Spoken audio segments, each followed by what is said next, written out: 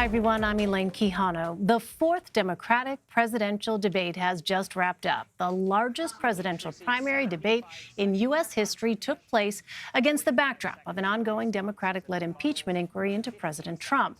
As expected, the candidates addressed that issue early, and former Vice President Joe Biden took an opportunity to defend his son Hunter, who has been the subject of attacks from President Trump.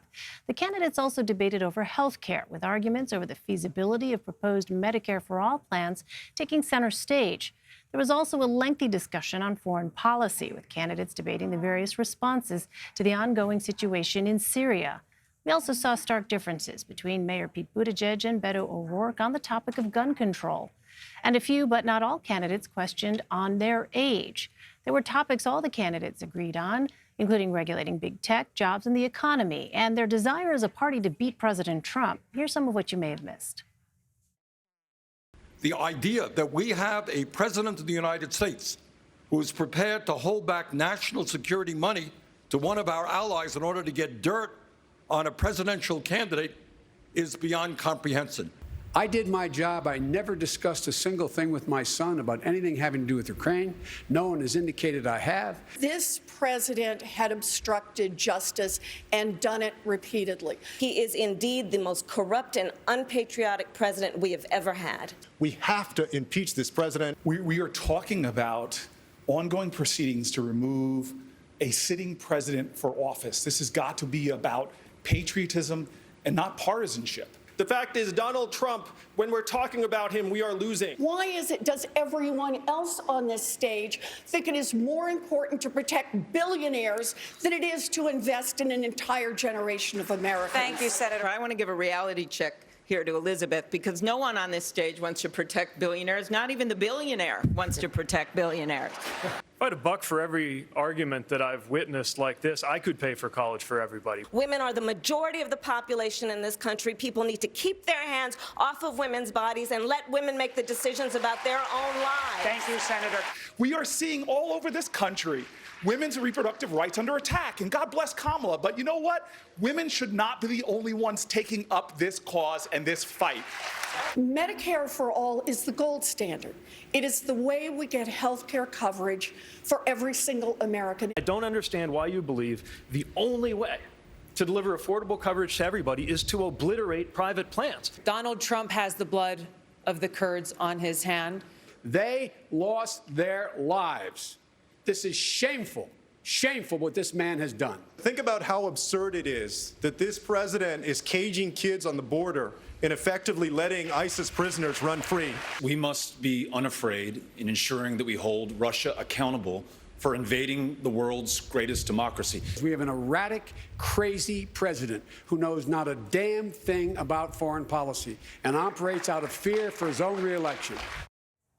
Let's go to the spin room, where Ed O'Keefe, Lynda Tran, and Caitlin Huey-Burns are standing by. Ed is a CBS News political correspondent. Lynda is a CBSN political contributor, Democratic strategist, and founding partner of 270 Strategies. And Caitlin is a CBSN political reporter. Caitlin, let me start with you. What stood out as you were watching this debate unfold? Well, we were wondering whether these candidates would take shots at someone who has emerged as kind of the new frontrunner in this race, at least according to our CBS News Battleground Tracker poll, Elizabeth Warren.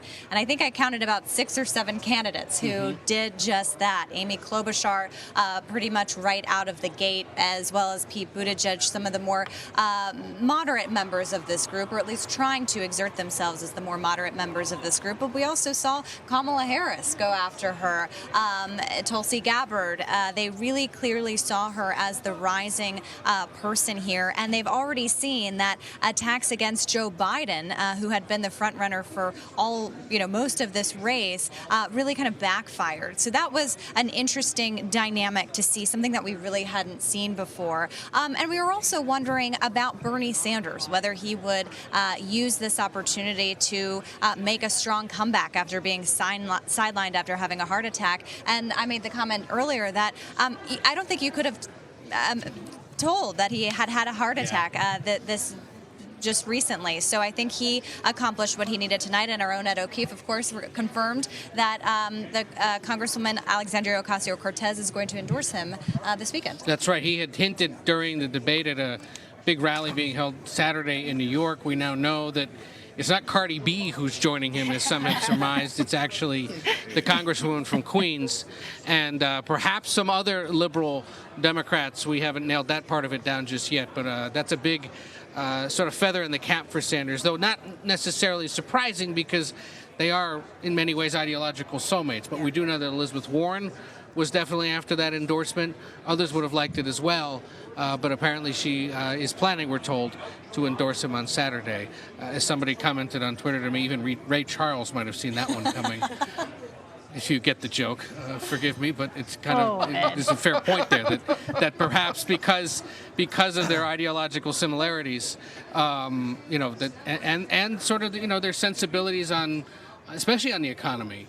And the idea that corporate America has just too much sway over the country, it's perhaps not surprising. What it actually does to help him, though, long term, I don't know.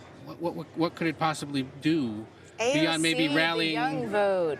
Yeah, the sense that he's still got the mantle. He still holds the mantle for the progressives. When there's been quite a bit of discussion, actually, about whether or not having Elizabeth Warren in the field takes that away from him, that identity away from him. You often hear him saying, I wrote the damn bill, or essentially asserting that he was the originator of all of these progressive ideas that are now part of the core discussion for the primary. So having AOC's blessing, now we all know that endorsements don't mean votes. I was going to say, where's that going to help him in But Iowa? it helps with his branding a little bit when it comes to exciting the base that we feel pretty sure are going to be really core to his success if he ends up being the nominee. Yeah. Let I think me the get other more observation thoughts. from here, Elaine. Oh, yeah, go ahead.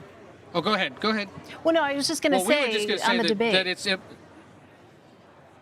Yeah, well, the fact that you had 12, by all accounts, this is likely the last time there will be 12 on stage together. Frankly, that's probably a good thing. It's a bit overwhelming. Right. If you look at the sort of airtime tally that we've been keeping throughout the night, I mean, if your name isn't Warren, Biden, Sanders, and I think O'Rourke, just by virtue of the gun debate that went on, you really didn't get seen or heard from for much more than maybe 3-4 minutes tonight. Over a 3-hour debate, that's a considerably, small amount of time. And there's going to be a lot of grumbling in the next month, as it looks like maybe only 8 or 9 of the candidates will make it. But I would think most of the voting and viewing public isn't going to have too much of an issue with that, just because it's hard to keep track. I mean, they would call on certain candidates tonight and be like, "Oh yeah, they're there," because they'd sort of fallen out of the conversation for extensive periods of time.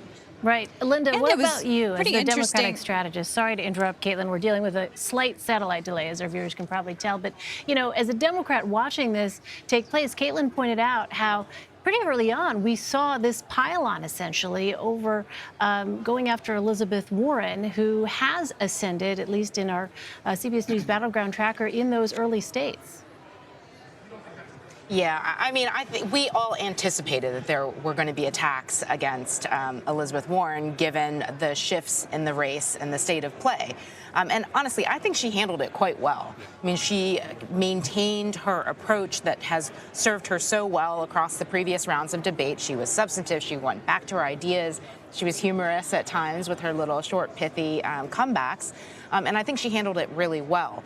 And the larger piece here is that I don't actually think it mattered. I mean, pylon after pylon, I really don't see us coming out of this debate and the dynamics having shifted very much.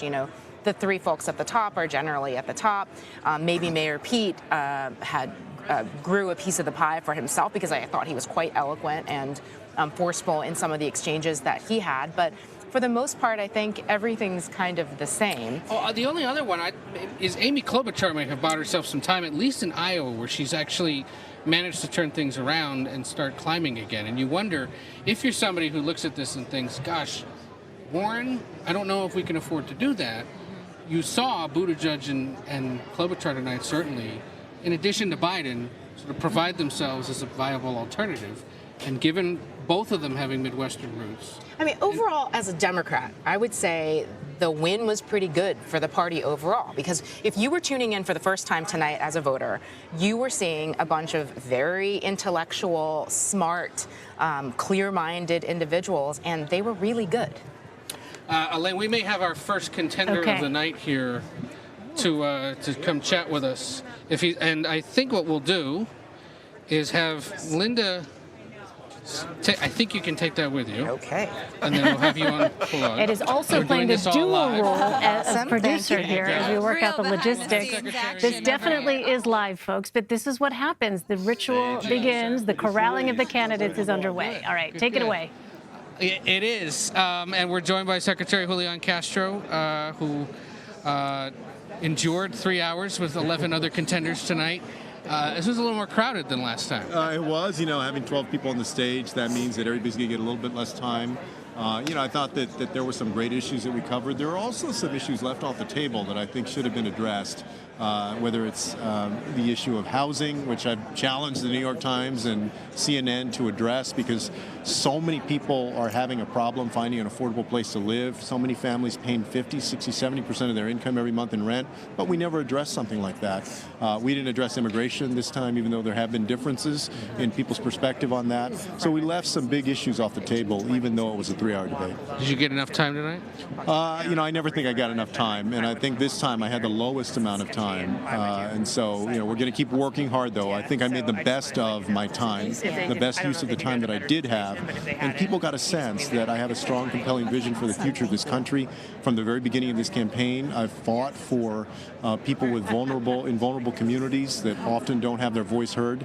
Today, I wanted to bring up that case of Tatiana Jefferson in Fort Worth that we should have talked more about, because this is an example of how especially young black men and women oftentimes are treated with excessive force by police. And it happens all the time, but we don't get enough time on that debate stage to actually address it.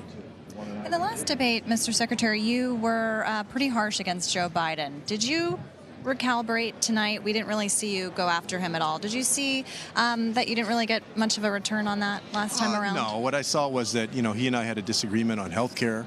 I think that there was a robust conversation about health care this time. There was a bit of a disagreement on the issue of buybacks this time. But in these debates, when I've seen an opportunity to make a point, I've made it. And I think that I made my points tonight. I'm looking, actually, there it is. Forgive me for looking at my phone, but I was waiting for this to come through. Have you filed your FEC report finally? We did. And how much did you raise? I think we raised about $3.4 million, which was our strongest quarter so far. I think our average contribution is about $18 now. And so one of the things that we've done is just try to get stronger and stronger in this campaign. We've also conserved our resources well. I think, some of the campaigns probably are feeling the pinch of having built out large staffs, and now the fundraising isn't keeping up with that. One of the things I've been very intentional about, and I think smart in the campaign, is making sure that we only staff up as we grow. So we've been managing our resources well. I asked this because tonight is the due date, essentially, to the Federal Election Commission on how much you raised in the last quarter. That's right. And we got it in. We got the, well, you better, because otherwise you'd be in big trouble. Are you of the mindset that you'll make it to November, to the next debate? Because you do have not only a fundraising threshold, which I think you've now met. We've met the fundraising threshold from the donors, and we're working to get the polling threshold. Obviously, we got about 3.5 weeks left to do that. I think this debate was part of creating, momentum and increasing my name ID. And so we're going to work hard to get there onto the November debate stage in Atlanta. Mr. Secretary, there has been, the impeachment inquiry kind of hovering over everything. It was the first couple of questions of the debate tonight. You are not a member of Congress, although your twin brother is. Are you finding that it's difficult to kind of break through over the past few weeks on the campaign trail with the impeachment inquiry seemingly taking up a lot of the oxygen? I mean, there's no question that that's taking up a lot of the time in terms of TV coverage, in terms of online, what people are reading. But I still think that there's plenty of opportunity for folks to lay out their own vision for the future of the country. And what I hear out there when I go and talk to voters in these early states is that people are still hungry for knowing, well, what are you going to do for the country? Not just, in addition to what's wrong with Trump, what's your plan for the future of our country? And I've tried in this campaign to lay out a strong vision for the future of the country, of how we can become smarter, how we can become healthier, how everybody can be more prosperous, and we can have a more fair country. The fact that this, going back to the issue of police involved shootings, deadly police involved shootings, you now have 2 high-profile cases in your state. There was that one in Dallas with the woman who was found guilty about 2 weeks ago. That's Amber Geiger. Right, and now this one in Fort Worth. The fact that your state now may be actually setting some precedents in charging and convicting police officers, and that it's happening in a state like Texas and not some other state across the country. I found that kind of notable that it's happening there. I don't know what you think of that. Well, and is I imagine the answer to this is yes, you'd probably like to see this happen in other states where these kinds of cases happen. I want police officers who engage in excessive force to face consequences for that. You know, obviously, they're entitled to a fair trial like everybody else, but for the longest time in this country, it has been so difficult for the families of victims of police violence to find justice because either DAs wouldn't bring these cases or juries simply, even when the evidence was there, they wouldn't convict them.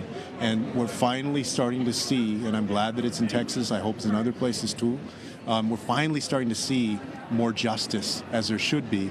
I put out a police reform plan, and that includes how we can improve our police departments, hold officers accountable, and also work to mend the rift that too often exists between certain neighborhoods and communities and police. So it's much larger than just these cases against these police officers. We need to reform the entire system.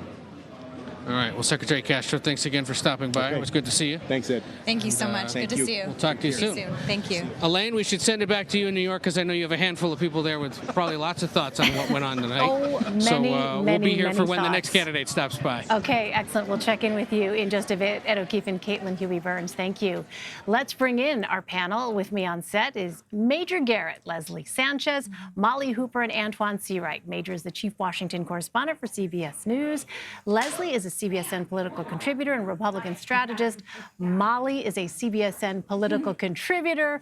And Antjuan is a CBSN political contributor and senior advisor to the Democratic Congressional Campaign Committee. Can you tell they have all been here all the livelong day? Fantastic to have all of you. We also want to mention, by the way, that our campaign reporters, Nicole Skanga in New Hampshire and Adam Brewster in Des Moines, Iowa, are standing by, I'm told. So we want to check in with them in just a bit. But first, Major, I want to talk about electability, because this was a question going into this debate that we've talked about a lot. And I want to play a little bit of what Senator Elizabeth Warren said on this front towards the very end of the debate. Let's listen to that. People who are struggling to pay health care are fighting today. People who are getting crushed by student loans are in a fight today. People who are getting stopped by the police or paid less because of the color of their skin are in a fight today. And anyone who doesn't understand that Americans are already in these fights is not someone who's likely to win them. For me, this is about knowing what's broken, knowing how to fix it, and yes, I'm willing to get out there and fight for it. So, Major, the question is, at this point in the Democratic contest, is it clear what electability looks like to Democratic voters? So I think we have some proof of the Elizabeth Warren assumption about this campaign, which is she started months ago with plans. She built out a very sophisticated operation in Iowa, hiring people earlier than anyone else, and in New Hampshire, and in South Carolina, and in Nevada. And she put together a campaign to reinforce everything she just said every single day, testing the proposition that not only were Democrats eager to defeat Donald Trump, obviously, but they wanted something to rally to, even though they, in the last election, rallied to Bernie Sanders, and he had, theoretically, the inside lane.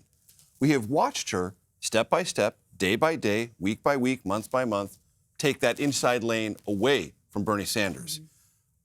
In that light, I would describe the Alexandria Ocasio-Cortez endorsement as defensive. Bernie Sanders desperately needs a shot of life, and AOC is going to try to give that to him. All right, hold that thought, Major, because I'm told that Ed and Caitlin are standing by with Andrew Yang. Go ahead. We are, Elaine. Thank you again. Mr. Yang, good to see you. Good to see you as well. How do you think tonight went? I think it went phenomenally well. We got to wake Americans up to the fact that we're in the midst of the greatest economic transformation in our country's history, and we need big solutions like freedom dividend of $1,000 a month. I'm thrilled that Tulsi embraced it and that other candidates, including Joe Biden, said that the fourth industrial revolution is a major problem. This was the most sort of detailed conversation about your proposal we've had thus far, reflective of the fact perhaps that you've got some staying power. You've climbed in the polls. Yes. You're going to be there next month. Thank you, Yang Gang. But obviously you have some disagreements, especially with Senator Warren there, about sort of the root of the problem and how it should best be addressed. Well, Elizabeth and I are aligned on a lot of the problems, and we have different approaches but very similar goals. And so I'm confident that we'll be able to come together and figure out which tool set we need to use to try and solve some of these problems in the days ahead. The issue of impeachment has been kind of hovering over everything, and in the opening question, you kind of used it to pivot directly back to the issues that you want to talk about. What are you hearing when you're campaigning about this issue? I mean, you were campaigning as an outsider. You're not in Congress. Are you hearing much about this, and is this something that you think Democrats should be focused on? I'd say I've had maybe a dozen events since impeachment got started, and I have literally received 0 questions about impeachment at these town halls around the country. Voters are more focused on the vision we have for them and how we're going to improve their lives than we are what's going on in Washington. You were not asked about the Supreme Court or the expanding the size of the Supreme Court.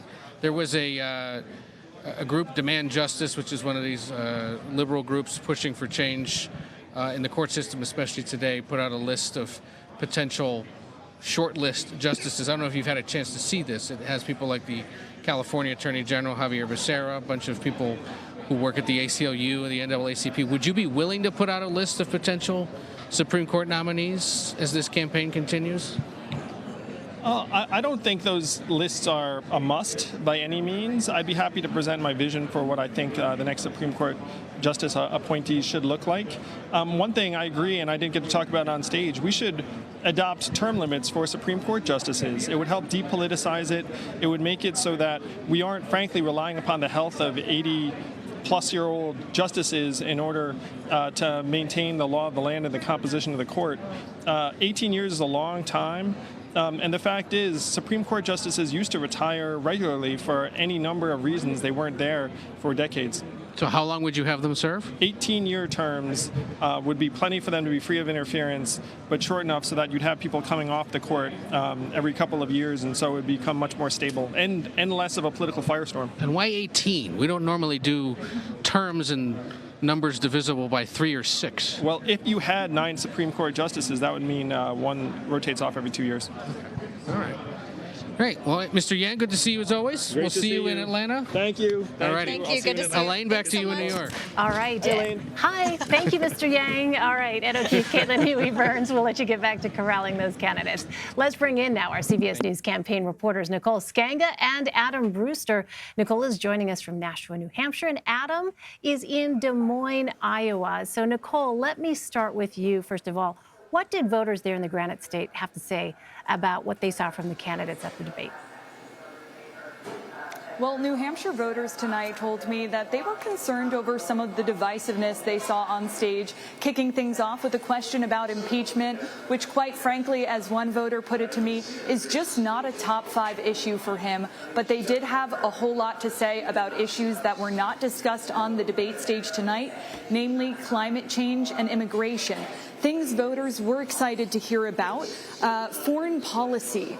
Voters here in New Hampshire thinking that it deserves more of a discussion, fearful of ISIS and Jabhat al-Nusra coming back into the conversation, thought Mayor Pete Buttigieg and former Vice President Joe Biden were strong on those issues. Another issue that was of particular concern to voters was opioids. We haven't heard opioids discussed on the debate stage at quite length yet, and certainly New Hampshire is still reeling from an ongoing opioid epidemic. When we were discussing this issue, the bartender looked at me. He said, "I'm 40 years old. I have lost 6 high school friends from drug overdoses since graduation. I was part of a small class of 200 people." The other issue that really hit hard with voters tonight was gun control and guns in general. I'm standing in Nashua, New Hampshire. It is just 10 miles away from Pelham, New Hampshire, where there was a shooting that occurred at a church over the weekend, probing state and national interference at a wedding where both the bride and groom were shot.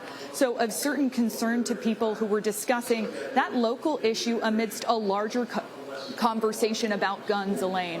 All right. Adam, let me ask you, where you are there, what did voters there in Iowa take away from tonight?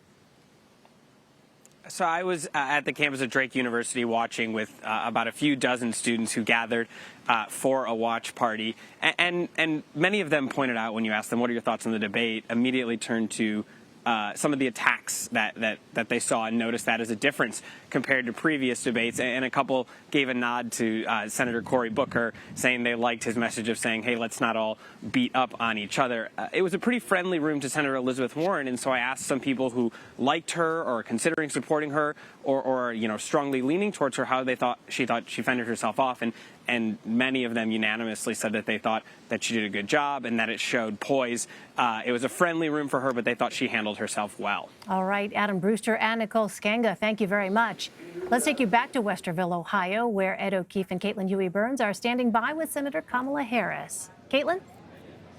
Hello. Yes, we are here with Senator Kamala Harris, who has graciously joined us on her way to another television hit. Thank you for being here.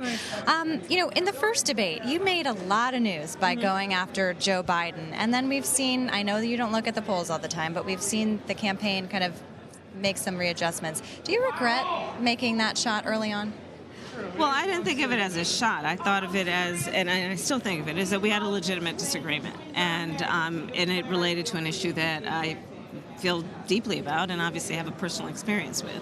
And but I will tell you, when we look at the issues that come up on the debate stage, there are many important issues that are challenging the ability of American families to get through the month. And those issues must be discussed and they must be a priority, which is why tonight I wanted to talk about what we need to do around the economic support that families need who can't get through the end of the month without worrying about their ability to pay a $400 unexpected expense. And so I have what has been described as the most significant middle-class tax cut in generations that I'm going to offer American families. I wanted to talk about the issue of choice, and I brought that up because it is literally impacting half of the women in half of the population who are the women in our country. And we have had 6 presidential debates, and this has not been a topic of serious discussion. The issue of the Supreme Court also came up in this debate and hadn't really been talked about at previous debates. We were wondering, I mean, would you release a list of potential Supreme Court nominees while running for president? No, not yet. I mean, but at some point, obviously, we'll make that. But right now, I got to win. There was the group Demand Justice that I know you're aware of released a list today that had a number of Californians on the list. Your successor in the Attorney General's office, Javier Becerra, for one, Katie Porter, the Congresswoman, a handful of federal and state Supreme Court justices, other people who work for the NAACP, the ACLU, their argument being you got to look beyond the Ivy League, you got to look beyond just judges. There are attorneys, there are academics who could conceivably serve on the court. I mean, you have a legal background.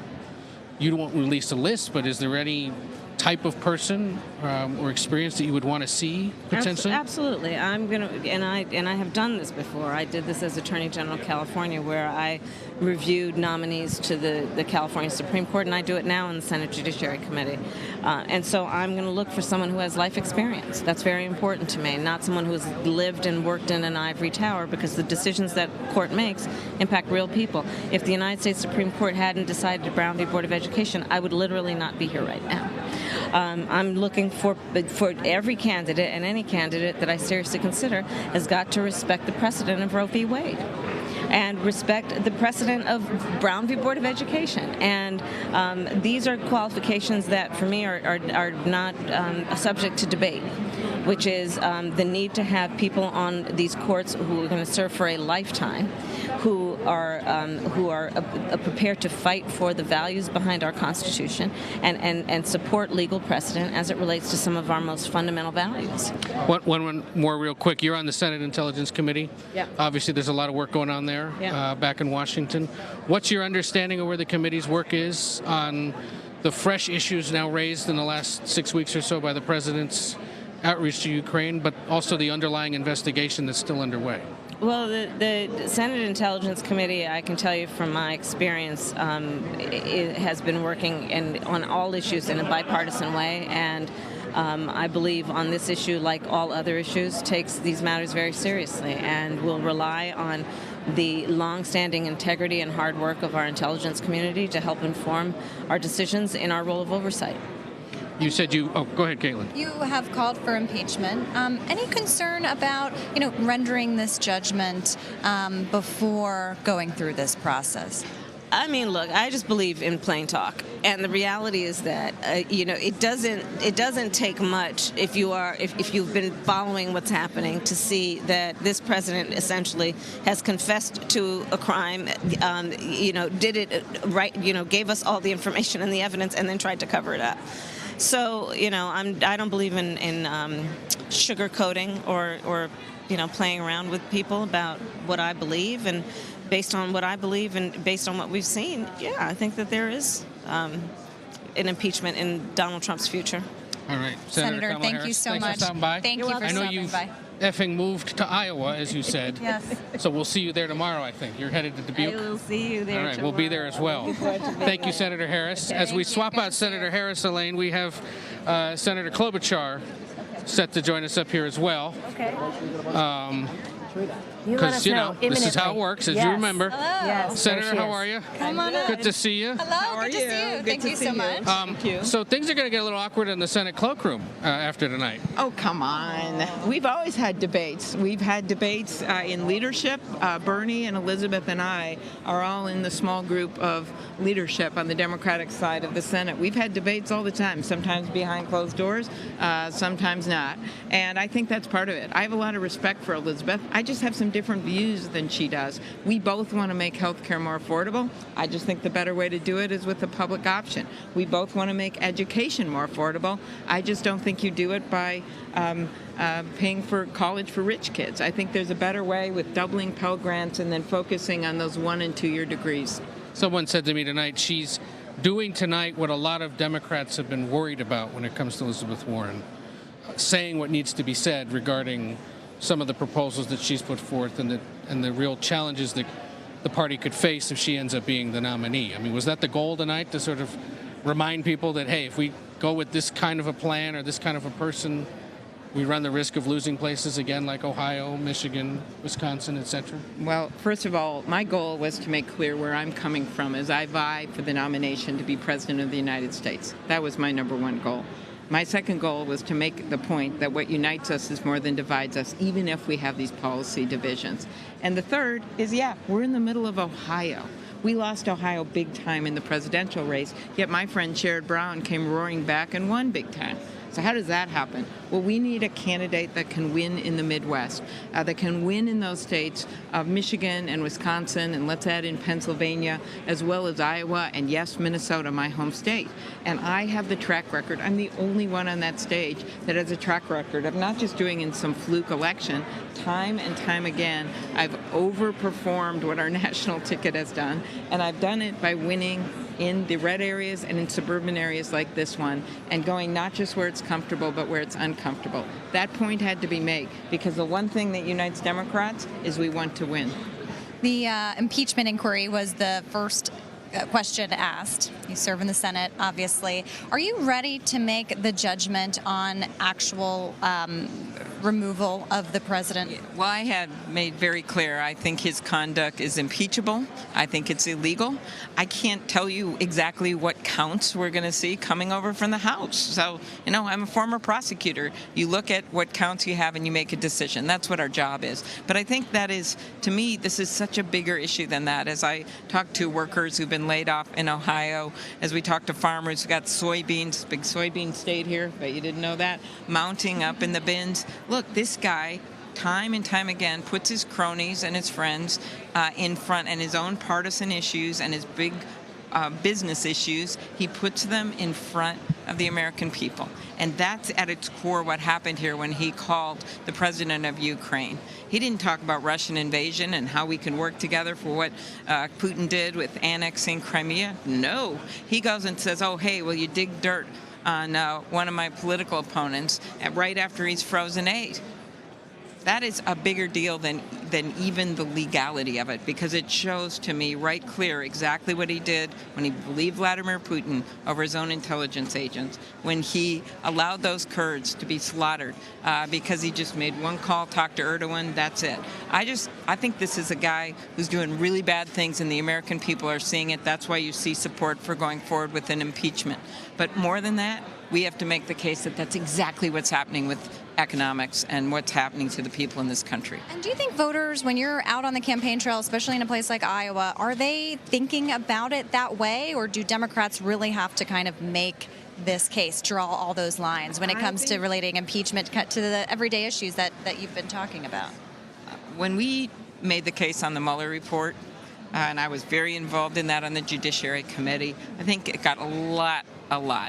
And it was relitigating the past election. This is ongoing conduct, and I think it's a different animal. So that's why I see is they get this, that there's a transcript, they can read it, and it's something that people can put their arms around. But I also think it's because it allows us to also make the case about what he's been doing to regular people in this country, including in this state, because it is all part of the same thing. So what voters, yeah, they have some questions about that, but they get we can do two things at once. Two real quick Minnesota questions. Oh, great. Congresswoman, the Twins didn't do well. They did not. But they're going to come sorry back. about that. That was not where I was going. But Congresswoman Omar from Minneapolis tonight announcing she's endorsing Bernie Sanders. Was that an endorsement you would have liked? Look, I'm not going to go into every endorsement that we have. That doesn't surprise me. She's known Bernie for a long time. I would like to note one thing that's pretty important in a national race. As of 2 weeks ago, according to the Iowa starting line, I had the most endorsements of current and former elected officials in Iowa of anyone in the race. And that matters early on. And I'd be watching on our bus tour because we're going to be rolling out a bunch more. That's right. You're headed there this weekend. One other, the president heading there to Minneapolis this week, continues to believe he can win Minnesota. Yeah. Can he do that? No. He's actually told me that not once but twice to my face. That Told you what? That he could win if he'd gone back there again. Well, he just went back there again, and I can tell you he's not going to win my state because we are a state that just in 2018 came roaring back with me leading the ticket. Highest voter turnout in the country. So you want to have a fired up base? Look at that race. Highest voter turnout in the country, turning out and bringing with us independents and moderate Republicans that voted for suburban Democrats that wanted to see a check and balance on this guy. And then, of course, I won all those rural congressional districts. All Senator right? Klobuchar, thanks for stopping by. Thank you so Always much. good to see you. Thank She's headed to Iowa this weekend, Elaine. The queue is clear, so we send it back to you.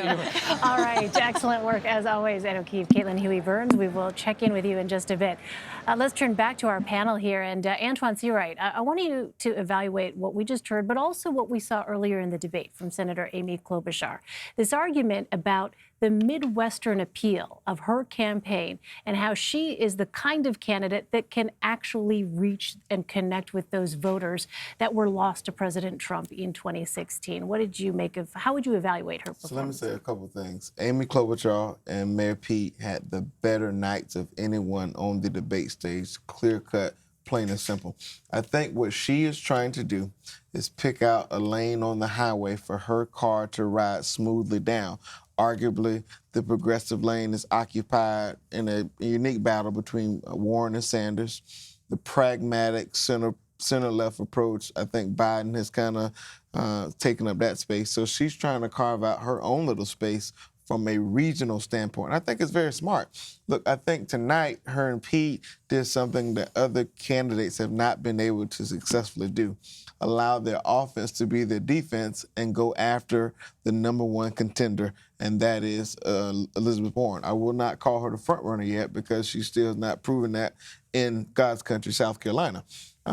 So I think they were able to do that, and it showed tonight. Also, tonight was a real battle, I think, for a battle of progressive versus pragmatic. And we saw the field almost collapse from a real pragmatic center-left approach tonight. And I think what people are thinking about, this is not just about this primary. They understand the ramifications of another 4 years of Donald Trump. So she's thinking ahead.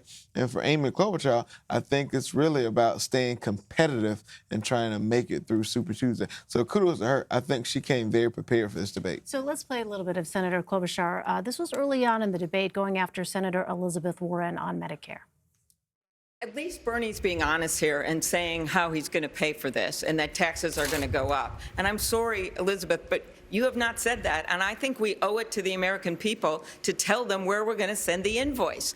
I believe the best and boldest idea here is to not trash Obamacare, but to do exactly what Barack Obama wanted to do from the beginning, and that's have a public option that would bring down the cost of the premium and expand the number of people covered and take on the pharmaceutical companies. That is what we should be doing instead of kicking 149 million people off their insurance in 4 years. And I'm tired of hearing, whenever I say these things, oh, it's Republican talking points. You are making Republican talking points right now in this room by coming out for a plan that's going to do that.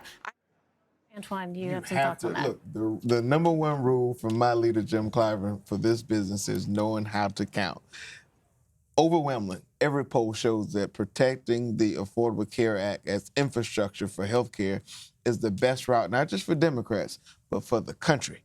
That's why you have not seen Republicans repeal it. So I think she was right to make the case to differentiate herself, Mayor Pete as well, about the number one issue that's in this country and in this party, healthcare. And guess what? She was doing it in the right place, Ohio, a battleground state in which people are hungry and thirsty for pragmatic health care, affordability, and accessibility. So kudos to Amy. She was very prepared for this debate. Molly? And building on that, she was actually asking Elizabeth Warren, tell us, are you going to raise middle-class taxes or not? Why won't you say it? You won't say it. You are feeding into these Republican talking points. And I think that up on the stage, she really is kind of the first one to forcefully go after Elizabeth Warren in that kind of way. And she was relentless. Elizabeth Warren would give a response, and Amy Klobuchar would keep coming back and coming back, unlike Mayor Pete, who actually got into a back and forth with Elizabeth Warren immediately prior to Amy Klobuchar. But he did not pursue and press Elizabeth Warren on that admission that you're going to raise middle-class taxes. You know, it's one thing to say middle-class costs will go down. That's what Elizabeth Warren says. But that doesn't mean that your taxes won't go up as costs go down if you factor in that health care. And what I also thought was very interesting about this is that if you look down at the breakdown of how much time was spent on these topics, we see that health care is 12 minutes, taxes 17 minutes. And a lot of that is intertwined, especially with jobs. And when you have somebody like Klobuchar going to bat for Obamacare, essentially, don't blow this up. We have to work within it. I think you sort of see an emergence of the individuals like a Joe Biden who said, I got you those votes for the CFPB, Elizabeth Warren. I was the one who got you those. I worked within the system, in the institution. I made it happen. So the other ones. Sorry to interrupt, but before we sneak in a break here, because they really want me to take a break, Leslie, as a Republican on the panel, what did you hear in this discussion of Medicare? And Medicare, I think it's the same political ad that was cut a few debates back, is that Medicare for All raises taxes, removes private insurance, same kind of thing. And Elizabeth Warren, to these points, is kind of denying or kind of dancing around the issue and you cannot tether her to the fact that it does increase premiums or raise taxes. And again, it's all the devil's in the details, but it's a winning point for all the reasons we heard. Okay, I'm told we are not going to break, so I'm sorry to interrupt, Molly. What else I wanted to say? Did you want to say something, Major? So, Medicare for All is always in front of the debate stage, still unresolved, because the voters haven't told us what they really want. And until that happens, Warren is going to bet that this is the place to be and the place to stay. Until she's forced off of that by an unexpected outcome in Iowa, New Hampshire, or South Carolina or Nevada, she's going to stay there. Right. With one exception. I don't think that we have to get so cute and reinvent the wheel. The wheel does not need a second invention. What we know is we won places in 16 and 18 that Trump won in 16, not because we ran on Medicare for All anywhere. We ran on pragmatic, fixing the Affordable Care Act and showing that Republicans fail. If we get too cute and try to run trick plays instead of running the ball down the field, Major, we're going to be in trouble. All right, let's go back to Westerville. Let's go back I don't say we. Let's go back to Westerville, Ohio. Ed O'Keefe and Caitlin Huey-Burns standing by there with Tom Steyer. Ed. That's right, Elaine, the newest member of the debate stage, who's already earned himself a spot in November. Tom Steyer, good to see you, sir. Ed, nice to see you. You're a billionaire businessman, philanthropist, activist, impeachment pusher. Did you ever in your wildest dreams think you'd make it onto a presidential debate stage? Well, as you know, I didn't think I was going to run. Right. And I really changed my mind because I felt as if no one was leveling with the American people, that basically we have a broken government. I listened to that debate tonight, Ed, and an awful lot of it was about the nuances of healthcare, the nuances of gun violence, and stuff that people really agreed on. The question in front that was unanswered for most of the night, in my opinion, was why are we still, what are the chances of getting any of those healthcare plans through? And if not, why not? What are the chances of actually getting those, common sense gun policies through? And if not, why not? Because people have wanted that stuff for decades. And, that's why I'm running, because I feel like we have a broken government. It's not working across the board. So as opposed to just talking about the different policies, we're like, let's talk about how we're going to get there. Yeah. And that's what I was trying to talk about is, look, we need to break this corporate stranglehold on our government. That's why I'm running. Do you think you got enough time to do that? Gosh, I don't think Rome wasn't built in a day. I was trying to introduce myself. I thought, give people a chance to see a little bit about why I'm running, what I stand for, how I think the country can be a lot better off and who I am. So I thought it was a great opportunity, actually. Mr. Steyer, you have a lot of money. Some critics have said that you bought your way onto the debate stage tonight. How do you respond to that? Look, what I say is this. I have put all of my time and energy, starting 10 years ago, when I realized that climate was a threat to the health and safety of every American. I put my time, my energy, my heart, my soul, and my money into working on climate, taking on the corporations, building coalitions to take on the corporations, and winning. When I saw that we had the most corrupt president in American history, I started the Need to Impeach movement, and I did the exact same thing. The reason I'm running for president is what I said to Ed, that I believe we have a broken government, that it's been purchased by corporations. Everybody in America knows this is true. And I'm trying to put my time, my effort, my heart, my soul, and my money into changing that. And so if that's the worst thing that anyone ever says about me, I can handle that. You've obviously been calling for impeachment way before a lot of these other candidates, but how do you think that Democrats are doing on this issue? Look, I felt 2 years ago that it was really obvious and really important. I was trying to make the point in my closing that my dad prosecuted Nazis, and it's not that different. That if you see evil at the heart of your society, then you should be fighting it before it gets stronger, before it takes over. This is someone who's obviously a would-be autocrat. And so I said from the beginning, if you don't believe me, and it's obvious today, then read the paper tomorrow, and you'll believe me. And if you don't believe me tomorrow, read the paper the next day, and then you'll believe me. So for some people, it took the Ukraine.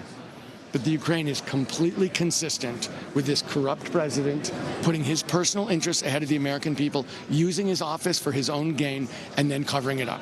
Completely consistent, and he's a threat to the country, and letting it go is a gigantic mistake.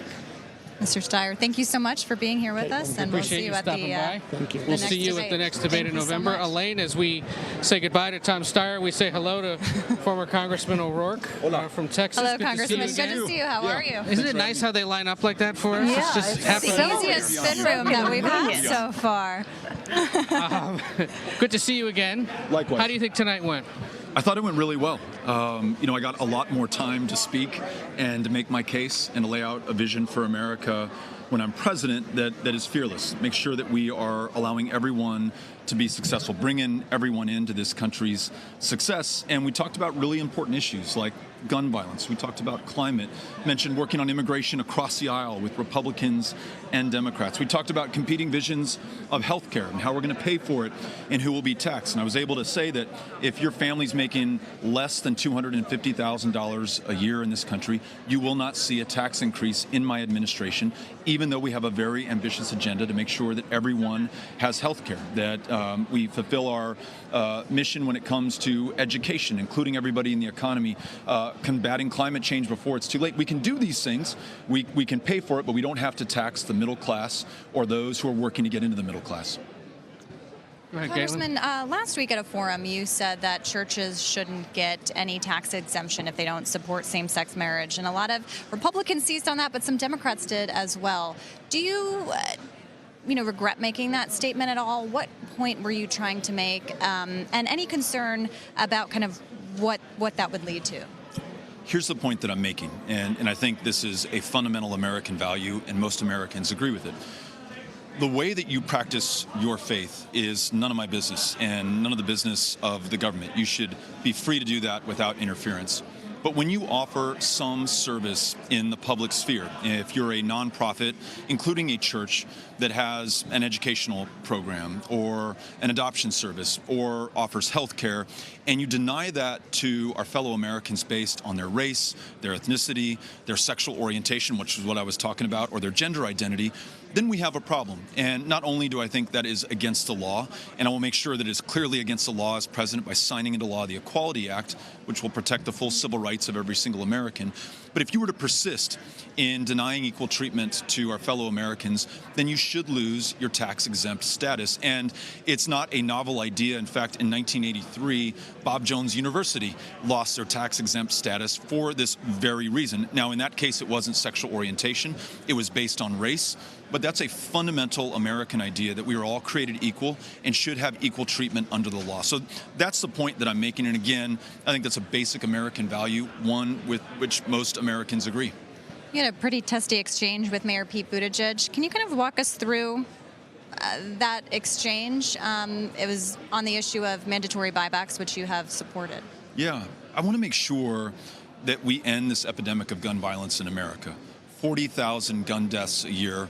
A number that we don't see anywhere else. And it's gun deaths that happen one or two at a time, so numbingly common it doesn't even make the news, doesn't even make the headlines anymore. And then when you have these mass terror attacks like the ones that we saw most recently in Dayton, Ohio, in El Paso, Texas, and in Odessa and Midland, this is calling for a political and a policy solution. So universal background checks, red flag laws, and end to the sale of weapons of war, but then acknowledging that there are more than 16 million AR-15s and AK-47s out there, we must buy them back.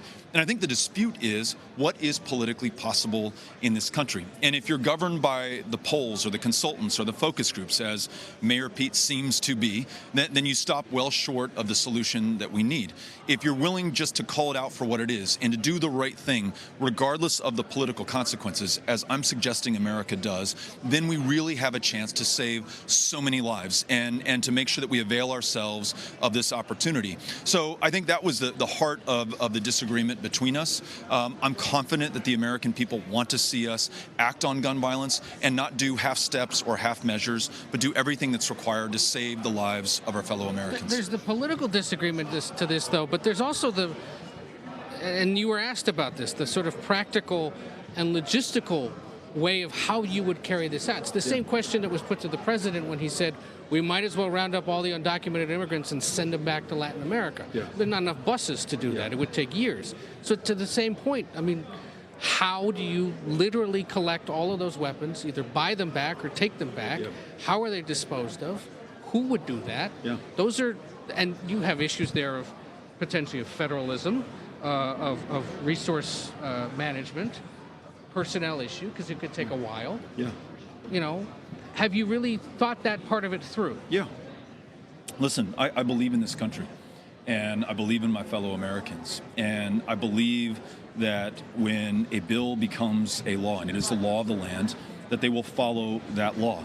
And it's what I believe, and it's also what I've heard from people who own an AR-15 or own an AK-47 and may disagree with me on the position or may want to take a different path, but at the end of the day have told me that they will follow the law.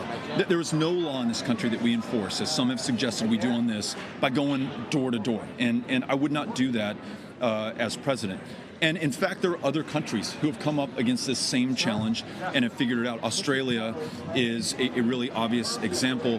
And by all accounts, they have reduced gun violence in that country significantly and reduced the number of mass terror attacks using weapons of war through a mandatory buyback. So there is a way to do that. I have confidence in this country that we can do it, but I will not be stopped by the politics or the polling or the conventional wisdom on this. We've got to do the right thing while we have time to do it. But for example, which agency would be responsible for doing this?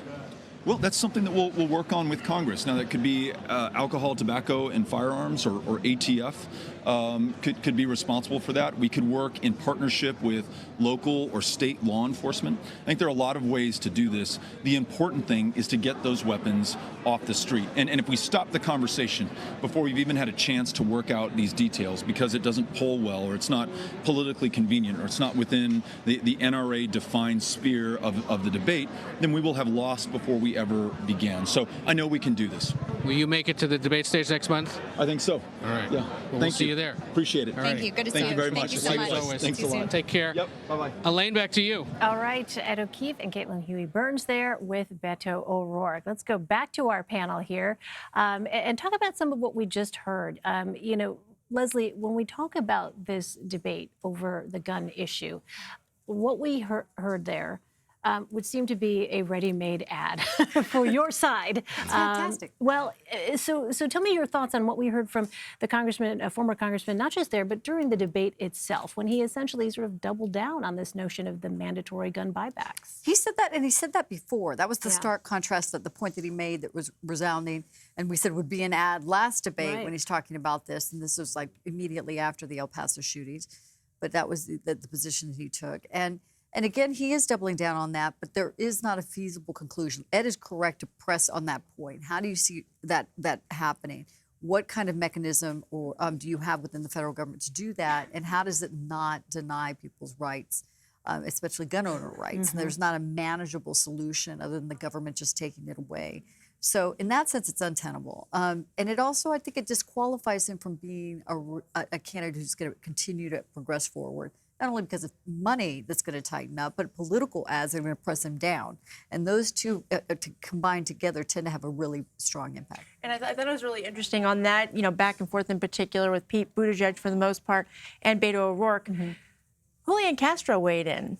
And he said, you know, I grew up in a neighborhood where my high school, I could hear gunshots across the street.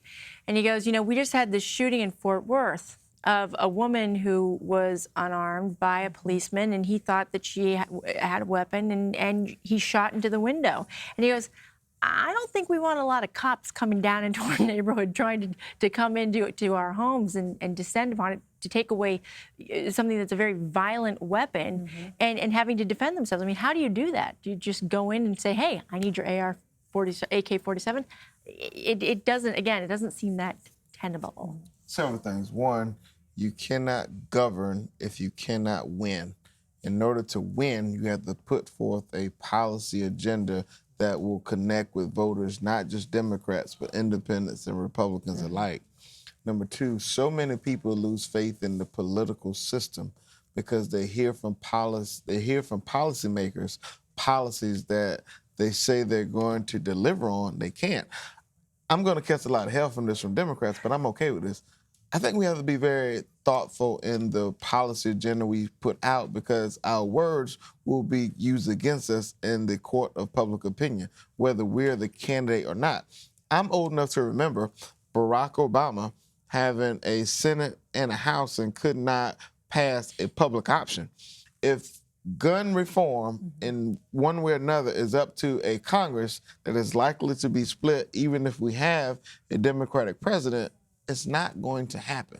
And if it does happen, we will spend the next 2 years trying to defend it, and we will lose what we have.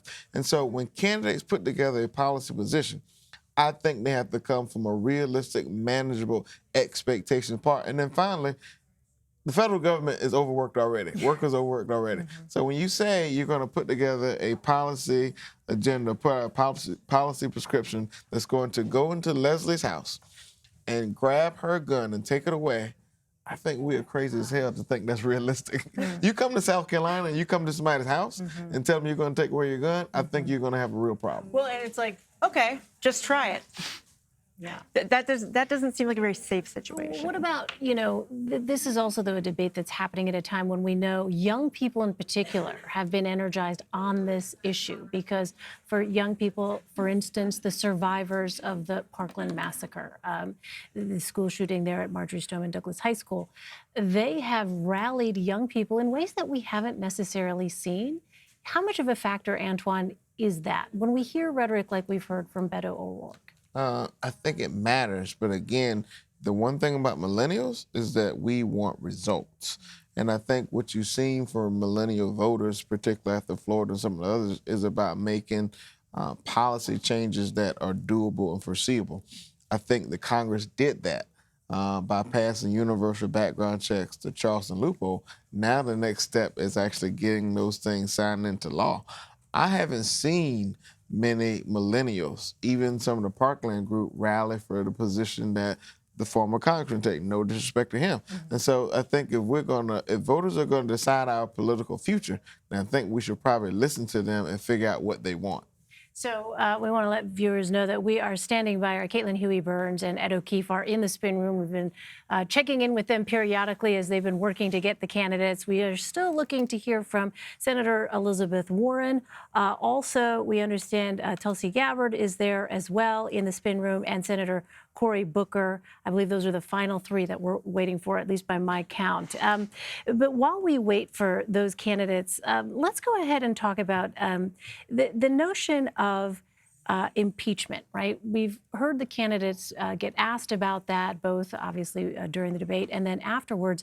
Antjuan, what are your impressions about how we heard people navigate that issue? I mean, this is obviously an area where there's a lot of agreement among the Democrats on that stage, essentially. I think people wanted to flirt with it, but they did not want to date it because they knew, being in Ohio, what the issues of the day were. They knew they needed to focus on quality of life issues and highlight the fact that people are suffering. I mean, you have someone suffering, when you have a senior citizen who will likely vote in a Democratic primary who cannot afford their prescription drug and they have to figure out whether I buy medicine or buy food, impeachment doesn't matter to them. If you have a college student, a young Antjuan Seawright, first-generation college student with massive debt and has to figure out how you pay your loans when you, by the way, your job doesn't pay you enough to do it, so you default on your loans and your credit score ruined, so your life is ruined for the next 5 years.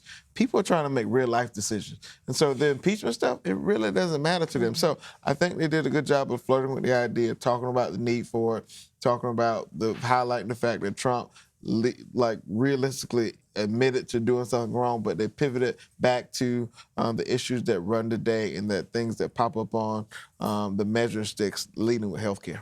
All right. I'm told that we have eyes on Senator Booker. Is that right? He is up next with our Caitlin Huey-Burns and Ed O'Keefe. Momentarily, we expect to go back to Westerville, Ohio, where we will hear Caitlin and Ed talk to him. How far away are we? Okay, soon is what I'm told. All right, with that as our guidance, the notion of having to pivot on this question of impeachment, Molly, how tricky is it for those senators, especially, we talked about this before the debate, but who may eventually, if it comes down to it, be in a position to vote on whether or not they will remove Donald Trump from office? Well, I think it's tricky, but in one way, it's tricky to talk about when you're on a stage with Joe Biden, who admitted the other day he had a great response. And Antjuan, maybe you can say it better than I did. He's like, talking about impeachment, I'm the reason Donald Trump is in this mess, because Joe Biden getting dirt on Joe Biden is at the source of the heart of this, problem up on Capitol Hill for Donald Trump. But when it comes down to an actual vote on removing him, because they wouldn't necessarily be voting on, well, they would be voting to impeach him, but that carries with it removal from office. Right. That's another matter. And I think that if you look at these Democrats, they would vote for that. They don't want him to be president. But I don't think that they can get caught up in that lane because they have to keep fighting as if the president, they're going to defeat this guy at the ballot box. Yeah. And they have to stay focused on that. All right, let's go back to Westerville, Ohio now. Caitlin Huey-Burns and Ed O'Keefe are standing by with Senator Cory Booker. Caitlin? So we are, Elaine, but here's the thing. The senator's here tonight with his girlfriend. And I have all sorts of Jane the Virgin questions for her. I literally just finished watching the last season of Jane the Virgin. It's what I do when I can't sleep at night. Yeah? Yes. And so I can answer your question. Now, I have insights. Well, I have a whole different kind of question for you then, given her character. Yes. How awkward that might be for you to watch. It is awkward to watch your significant other kissing anybody. Right. So I always ask her questions like, that was just acting, right? No, she's tremendous, and that show was groundbreaking. A show with, at the center of the show, 3 Latinas. Right. Where they spoke Spanish a lot in that show.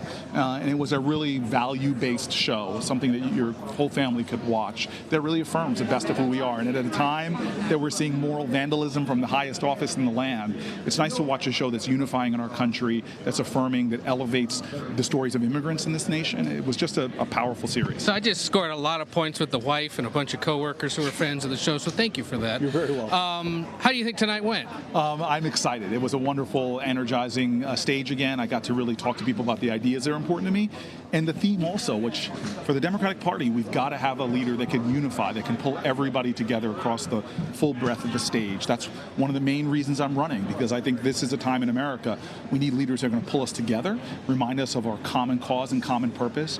Beating Donald Trump is urgent, but it's a floor. It's not the ceiling. It gets us out of the valley, not the mountaintop. The way you get to the mountaintop as a country is by creating new unity, bigger coalitions, and more moral purpose in the nation, and that's really what I was driving tonight. Senator, last month your campaign was saying you needed to raise a certain amount of money to stay in this race. You did that. Tell us about the state of your campaign. Are you going to make this next debate? And can you raise that kind of money after, saying last time was kind of it? Yeah, well, first of all, I'm psyched to be one of the 7 or 8 people that have qualified for the next debate, the higher levels of contributions, the higher levels of polling. But I'll tell you this, it was amazing to see 50,000 Americans say, we want your voice in this race. We want you to stay in it. And what's going to give us the pathway to win is the quality of the organization we have. In Iowa and New Hampshire, we're leading all campaigns in endorsements from local elected officials, mayors, and state legislators. But the biggest challenge, I'm going to be very frank, it will be to continue to raise money. And if people want me to stay competitive in this and do what people from John Kerry polling at 4% wins in Iowa, Barack Obama way behind wins in Iowa, we need to continue to build organizers. And I'm hoping people will go to CoryBooker.com and continue to help my campaign. But now we have an impeachment inquiry. You're in the Senate, of course, but does that kind of complicate your ability to break through in this environment on the campaign trail? No, we can walk and chew gum at the same time. This is a very serious reality that we are talking about the proceedings that will challenge the right of a president to remove him from the highest office in the land. This has nothing to do with politics. It's about patriotism. I swore an oath to defend and protect the Constitution. That's what I'm going to do for my role as a senator. As a candidate for president, people want to hear me on the issues. They want to hear the heart and the gut that I'm going to bring to this leadership. I'm confident that people will learn more and more about what I'm about and more support my campaign. And are you ready to make that judgment on impeachment that you would have to make on removal since you're a senator? Listen, I think we need to run a process that pulls this country together more than tears us apart.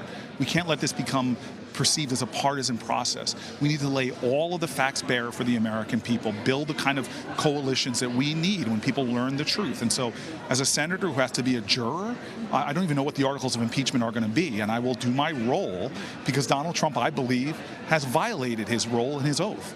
And so this is something that is going to take a process. Anybody who criticizes Nancy Pelosi for not wrapping this up in a day, that may score political points, but it's not what our nation needs. This process is to be done honorably, in a sobered fashion, in a way that pulls this country together, not further rips it apart.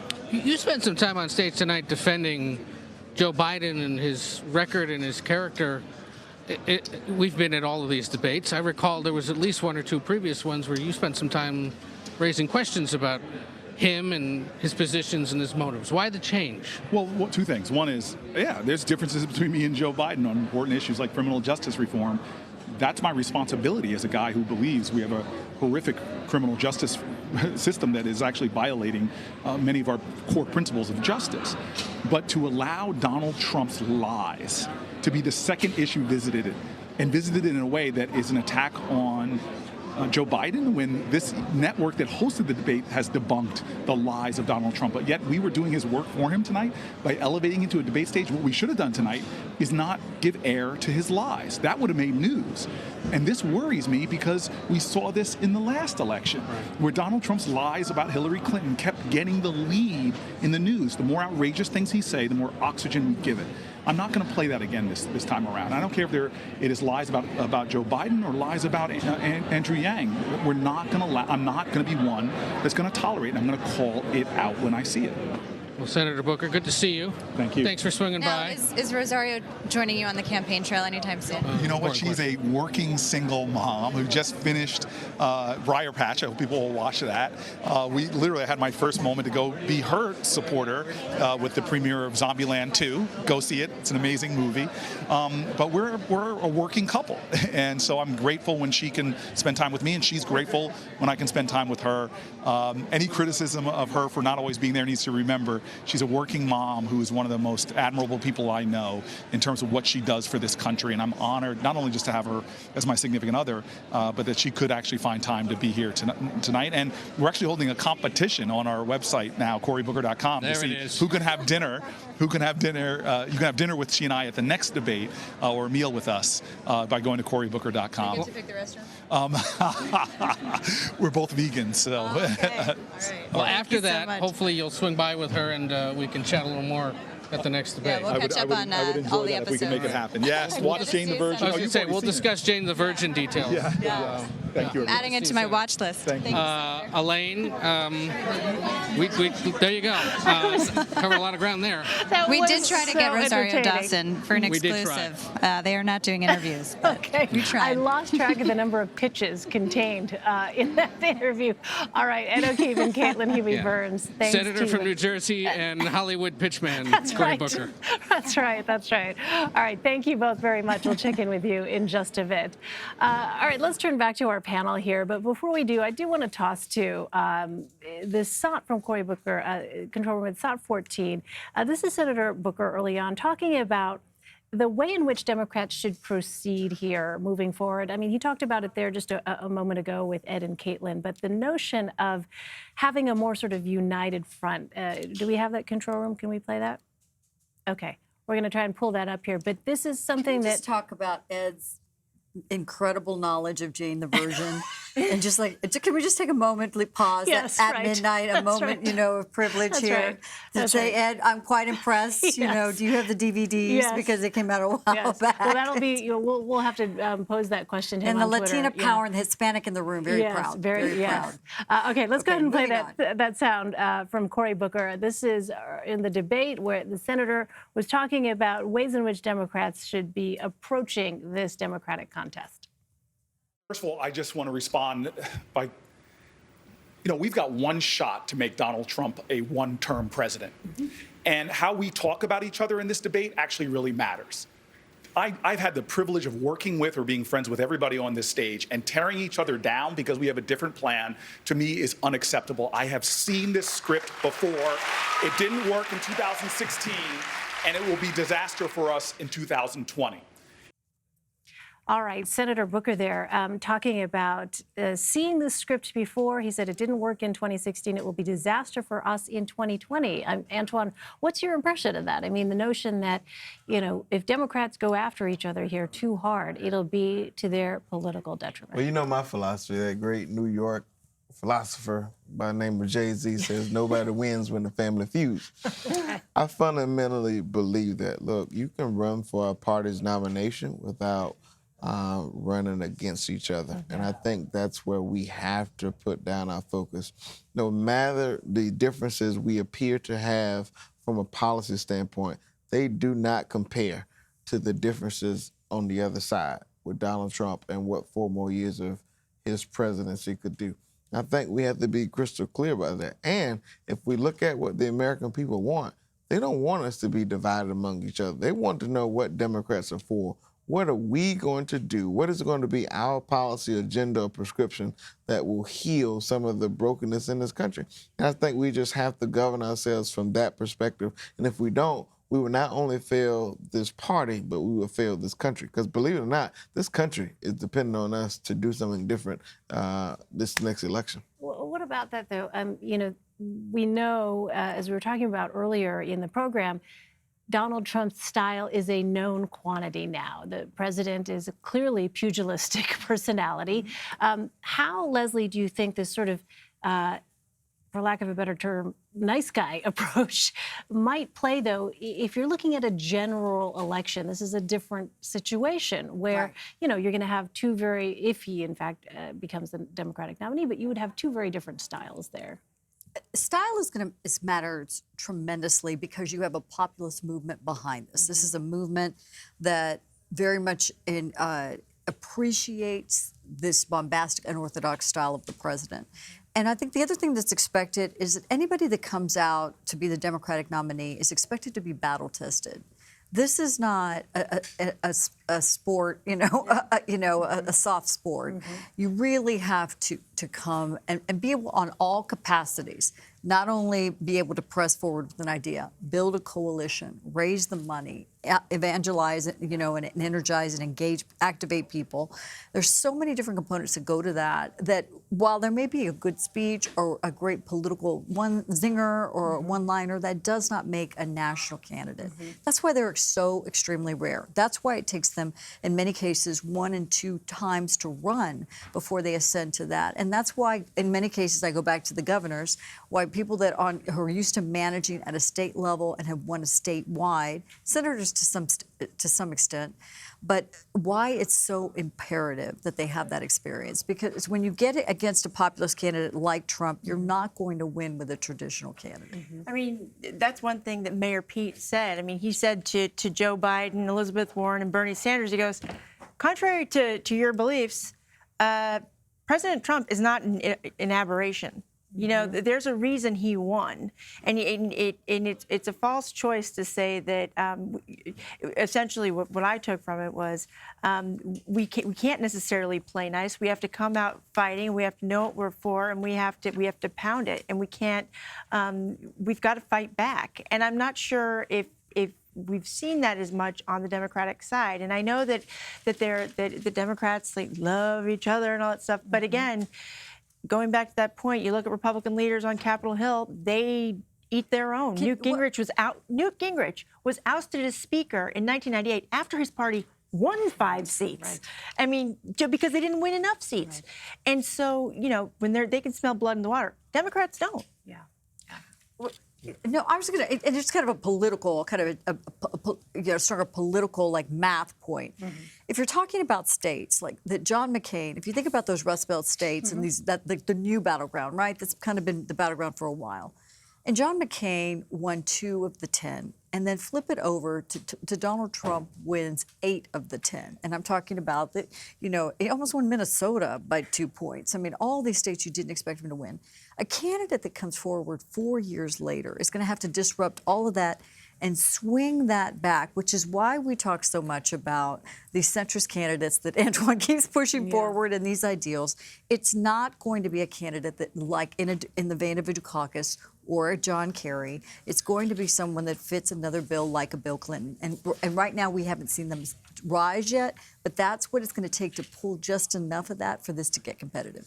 So several things. Number one, I made this point earlier and I'll make it again. We're not graded on the same scale as Republicans. So we can't do what they do and expect to break through. That's number one. Number two, the top of our ticket will bear a tremendous responsibility for down the ticket. That includes staying in the majority of the Congress. As someone who worked with the Democratic Congressional Campaign Committee as a senior advisor, I know what our polling tells us. We cannot go on the attack. For our frontliners, that means places that Trump won in 16 and we won 18, an attack style on Donald Trump does not benefit us. That's why we did not do it in 18. You didn't see Democrats go out and beat up on Donald Trump and come from an attack dog standpoint. We stayed focused on the issues and the policy phase of Donald Trump. So if our nominee has that responsibility and we know what's at stake down the ballot, we have to stay focused on what works for us. What has worked in the past, you can throw all of that out the window. If conventional wisdom was a thing, Donald Trump would not be the president of the United States because he would have never made it out of the Republican primary. That's why we got to stay focused and do what Democrats do best. Speak to the issues that matter to everyday voters. Make sure we do it with, you say style, I say swag. Do it with the swag that connects with voters across the spectrum, because even if we turn out every Democrat, that still will not guarantee us victory from top down. And I think we have to realize that it's going to take a coalition that we've never seen before in our party to win the White House this time around. And the same thing for the other side. The coalitions to win the elections now look different than any other election we had because of the changing dynamics of the country and the politics. So, Molly, you mentioned that SOT from Pete Buttigieg control room. It's SOT 38 if we have it. But this is Pete Buttigieg, the mayor of South Bend, Indiana, talking about how to defeat Donald Trump. And to your point, while they get that queued up here, what he's, I'm told we have it now. Let's go ahead and play it, and then we'll talk about it on the other side. If I had a buck for every argument that I've witnessed like this, I could pay for college for everybody. We need to move past what has been consuming this whole political space for as long as I've been alive. We're being offered a false choice. I don't agree with the vice president that Trump is an aberration. I don't agree that there's any such thing as back to normal, because here in the industrial Midwest, definitely where I live, normal didn't work. That's part of how we got here. That's part of how a guy like Donald Trump managed to get within cheating distance of the Oval Office in the first place. Okay, so that's exactly your point, Antjuan, that you were making a moment ago. But if that's the case, does somebody like Mayor Pete Buttigieg, who doesn't have the name recognition of a Joe Biden, when you look at where he is right now in the polling, at this point in the Democratic contest, obviously tonight we saw and heard from him that Midwestern, again, is similar to Senator Klobuchar, talking about the Midwestern connection that he has and that ability to reach out and connect with those Midwestern voters that went for President Trump. Is that enough, though? You know, you've got so many folks up on that stage at this point.